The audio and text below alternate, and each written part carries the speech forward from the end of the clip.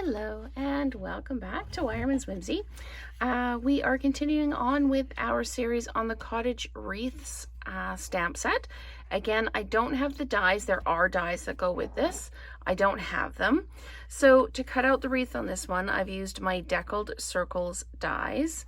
And then I've used a really small hole punch to punch holes in it and put paper in behind so that you can see, it looks like there's little flowers in the wreath. Let's just go ahead and get started. I've got a soft seafoam card base. I've got a piece of the Delightful Floral Designer Series paper.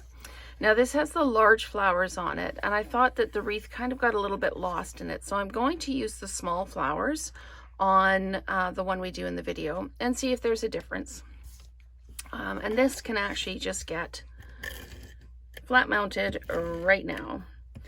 And I'll give you a heads up, this video is going to be just a little bit longer than my normal videos, I think. I'm not sure I'll be able to keep it under 10 minutes because we're going to be doing the hole punching and the gluing and all of that. So I've already cut out the greeting, and this one I didn't. This one I have used my blending brush and just smooshed some soft seafoam ink around the edge, and I also used a Stampin' Blends to color some white ribbon so that it matches.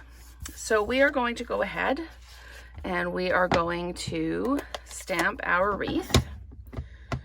We're just going to ink up here and stamp our wreath down. Give it a good push to make sure we've got it all inked. There we go.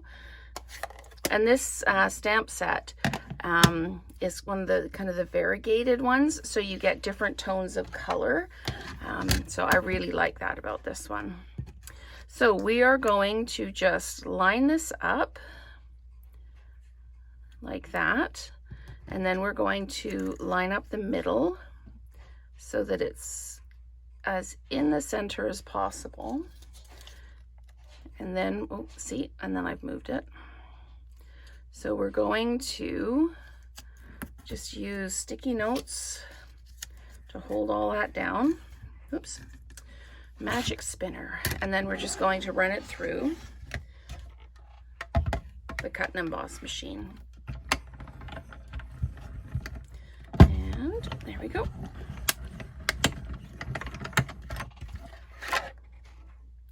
So I do like that, the small cut and emboss. Mostly because it fits in the frame of the video. So there's my wreath. And I'll just lay all that off to the side. So I was a little bit off center, but that's okay. It's not a big deal. Now I'm going to take my hole punch and I'm going to punch holes. And you can see the size of the hole. It's smaller than your standard kind of hole punch. And we're just going to kind of zigzag all over the wreath. Trying not to get too close to the edge, but trying to make it as random as possible. I'm just going to pop another one there like that. And now you can see on the other side that we've got all of these holes.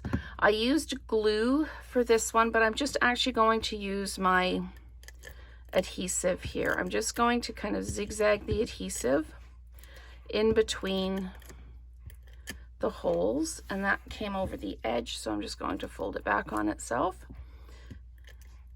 And we're just going to use the adhesive to hold down our pieces of paper on the inside like this. So what I've got is one of the offcuts when I trimmed my paper down, and I'm just going to cut pieces of it off and then put those pieces down on the wreath so that you can see them through. I've done this before with a different set a few years ago with sparkly red, like the red glitter paper in behind, and that worked really well.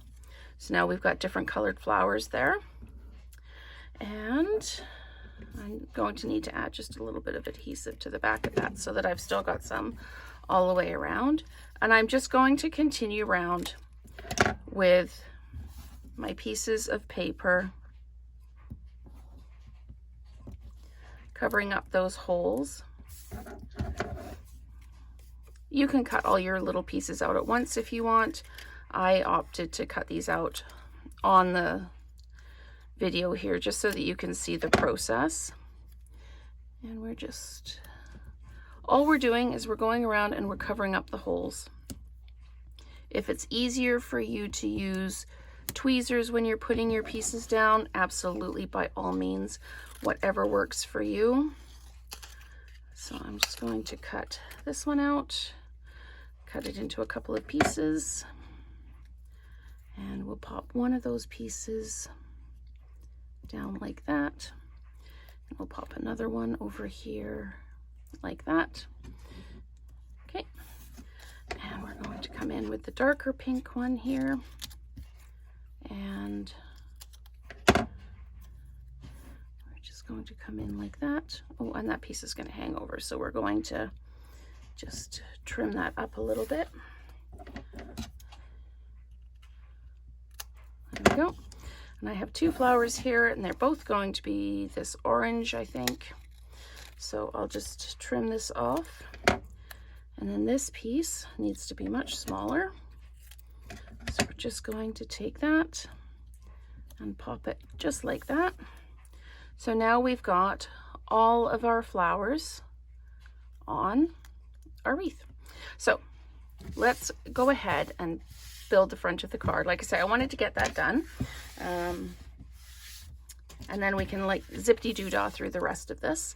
I'm going to put the ribbon on the back of the greeting. So I'm going to run two strips here, and then I'm going to I want it to just be just a little bit over each edge. So I'm just doing a little bit like this, and then I think maybe I'll just pull that up so there won't be an end there. And then I'm going to use my dimensionals on the back of this, like this. Okay, and I'm putting dimensionals on the back of the flower or the wreath as well. And you can use the dimensionals to hold some of those little edges down if you want, or however many you would like to put down. They've got adhesive on them, whether you use glue or the Stampin' Seal. So I'm going to pop this on like this, right in the middle towards the top. There we go, just like that. And then we're going to peel the backs off these ones and pop this down at the bottom like that. You can add some bling. If you don't want to punch the holes in, you can use whatever little pieces of bling you've got and add them in. But I'm not sure which card I like better. I think probably the smaller flowers. They don't overwhelm the wreath quite so much. So that's just letting you know that if you don't have the wreaths or the dies that go with the wreath, you can actually use your Deckled Circle dies, which are in the online exclusives. So thank you so much for watching, and let's create together again soon.